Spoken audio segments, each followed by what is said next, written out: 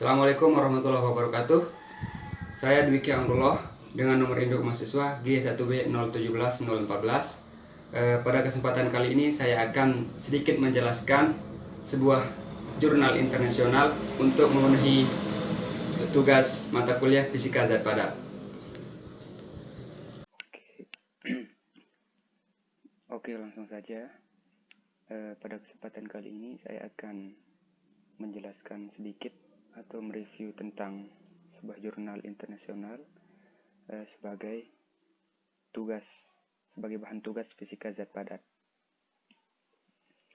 Oke, jurnal ini berjudul Van der Waals Interaction in Ionic and Semiconductor Solids, di mana jurnal ini diterbitkan pada tahun 2011, pada Desember 2011, dengan penulis yaitu yang pertama ada Guo Shu Zhang, yang kedua ada Alexander Kachenko, yang ketiga ada Joshin Payer, yang keempat Heiko Appel, dan yang kelima adalah Matthias Scheffler.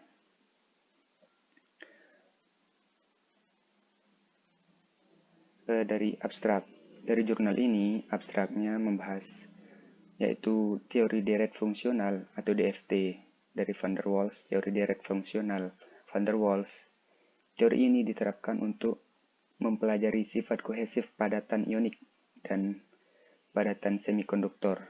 Jadi teori ini digunakan untuk mempelajari sifat kohesif dari jurnal ini, sifat kohesif, di mana sifat kohesif akan dicari atau energi kohesif akan dicari pada jurnal ini, pada penelitian ini.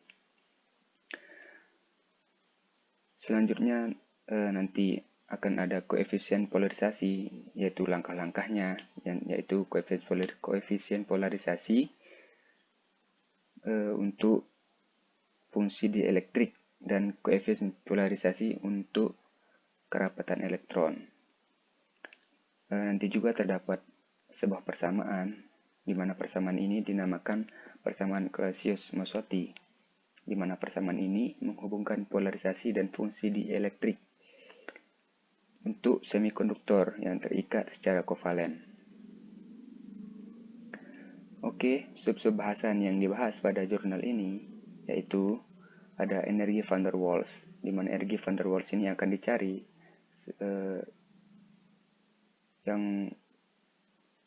yang menjadi tujuan dari jurnal ini. Kemudian ada teori DFT, di mana teori ini yang akan digunakan sifat kohesif padatan ionik, di mana padatan ionik ini yang digunakan itu NaCl dan MgO. Kemudian ada semikonduktor, di mana semikonduktor yang digunakan pada kali ini yaitu pada jurnal ini ada Si, Ge, dan GaAs. Seperti yang saya katakan tadi, tujuan dari jurnal ini yaitu memperkirakan kontribusi energi Van der Waals dengan sifat kohesif. Ya. Kemudian untuk mencapai tujuan dari jurnal ini, maka dilakukan langkah-langkah untuk menghitung energi Van der Waals dalam padatan. Di mana langkah-langkah ini yaitu pertama, menentukan polarisasi tergantung frekuensi persatuan per sel satuan kristal.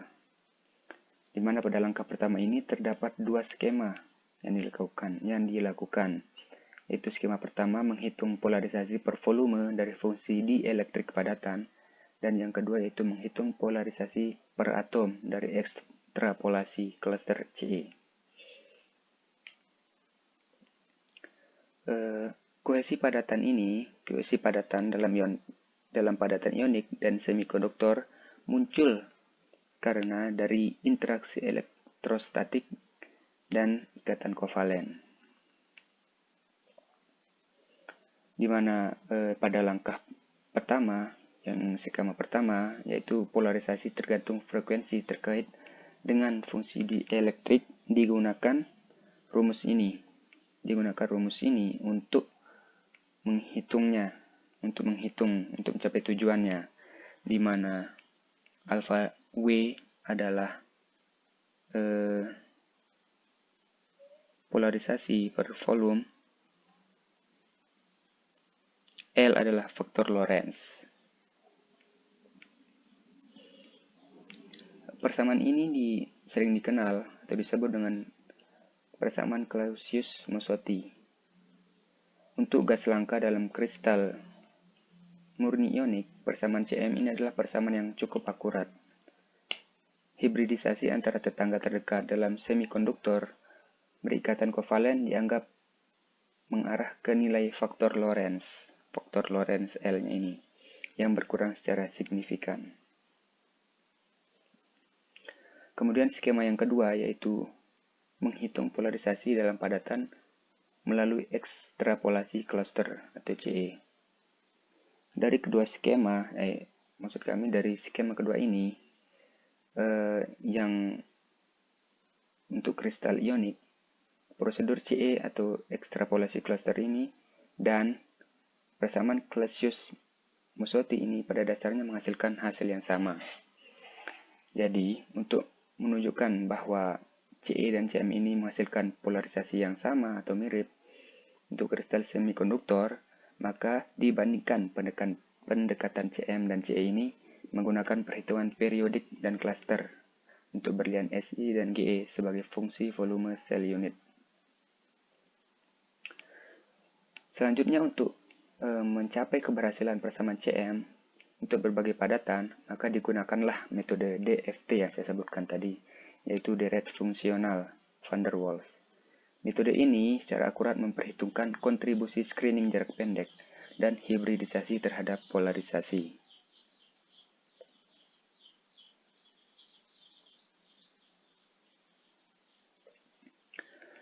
Untuk kristal Si sendiri menghasilkan Si seperempat.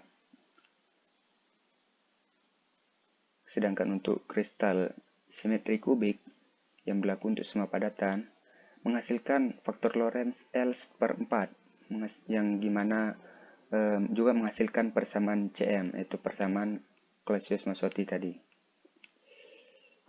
Kemudian dari langkah-langkah tersebut, setelah dihitung melakukan perhitungan, maka diperolehlah yaitu yang pertama untuk padatan ionik, yaitu di mana pada padatan ionik ini digunakan Si dan Ge, itu energi van der Waals-nya berkontribusi sebesar 8% pada energi kohesif. Jadi untuk yang padatan ionik, yaitu silikon dan germanium ini, energi van der Waals-nya berkontribusi sebanyak 8% pada energi kohesifnya. Sedangkan untuk yang semikonduktor, yaitu di mana pada semikonduktor ini adalah NaCl, MgO, dan GaAs, itu berkontribusi nyata pada sifat kohesifnya. Energi van der Waals ini juga berkontribusi sekitar 0,2 elektron volt untuk semikonduktor tadi. Kemudian diperoleh koefisien van der Waals yang akurat untuk atom dalam kristal ionik dan semikonduktor menggunakan perhitungan TD-DFT, yaitu perhitungan yang dilakukan pada jurnal pada penelitian ini, dan menghubungkan dengan persamaan Clausius-Mozotti antara polarisasi dan fungsi dielektrik. Dari metode atau dari teori dari fungsional van der Waals itu mengarah pada peningkatan keseluruhan sifat kohesif pada padatan ionik, di mana pada padatan ionik ini adalah NaCl dan MgO, dan juga semikonduktor, yaitu Si, Ge, dan GaAs. Jadi, kesimpulan dari jurnal atau penelitian ini yaitu berdasarkan tujuannya, yaitu energi van der Waals itu sangat penting untuk sifat kohesif dari padatan ionik dan padatan semikonduktor.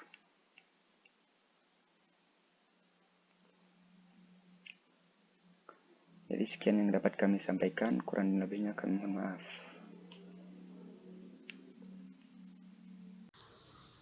Baik, cukup sekian yang dapat saya sampaikan, kurang dan lebihnya saya mohon maaf. Wabillahi taufiq wal hidayah. Wassalamualaikum warahmatullahi wabarakatuh.